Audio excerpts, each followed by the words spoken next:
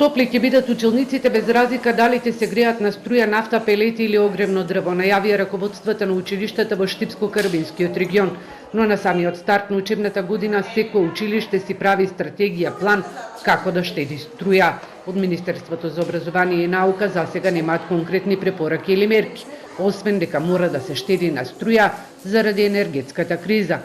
Тимови низ училиштата се направени, кои носат одлуки како ќе се штеди на електричната енергија. Стратегија се уште не сме направиле, меѓутоа Министерството за образование и министерот кажаа дека треба да се штеди на електричната енергија, бидејќи кризен период.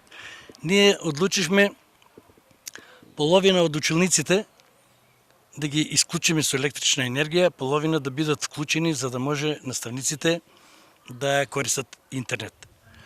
Останатото во зимскиот период се знае, само парното ќе работи, додатни апарати нема да се вклучуваат. Во училиштето се формира тим кој што ќе работи на сите точки во однос на штедењето. Ќе ги следиме препораките кои ќе ги добиеме од општината и секако препораките кои ќе ги добиеме од Министерството. Без конкретен одговор за мерки како ќе се решаваат проблемите со грејењето на училиштата и како ќе штедат струја е и министерот за образование и наука Јето Шакири, кој на денешната пресконференција посочи дека и тие имаат формирано работна група.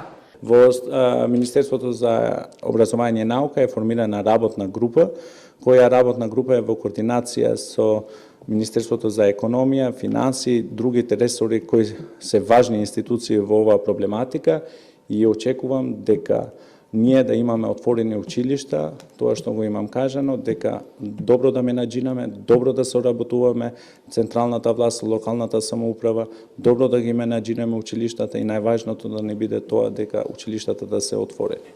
Училиштата се подготвени за почетокот на учебната година. Во Штип наместо 630 првачиња, оваа година во 5 училишта има 436. Околу 30% или 200 деца со нивните родители се иселиле во Скопје, а најголем дел од нив во земјите во Европската унија или САД. Иселувањето ги празни и училниците во повисоките одделенија. Минатата недела самите директори споделија уште еден загрижувачки податок дека околу 50 на преведници или барања за отпишување на ученици, кои што се веќе во образовниот процес се реализирани. Да напоменам само минатата година, 2021-2022 година, токму училиштето Димитар Влахов има подпишано 57 преведници или барања за отпишување од основното училиште, што е еден загрижувачки податок. Во штипските училишта денеска имаше свечен прием на првачињата. И оваа година паралелките се формирани со минимален број на ученици.